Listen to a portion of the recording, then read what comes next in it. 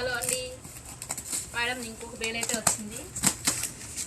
Open చేస్తున్నా చూడండి. ఏమొచ్చే చూద్దాం.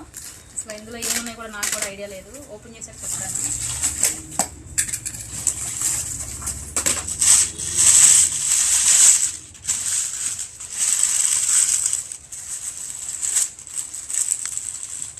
క్రేప్ మేడం,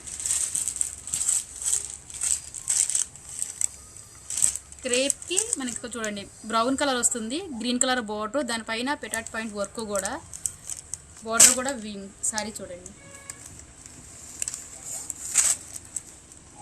చాలా లైట్ వెయిట్. ఇవన్నీ కలర్స్ అన్నీ మీకు చూపిస్తాను.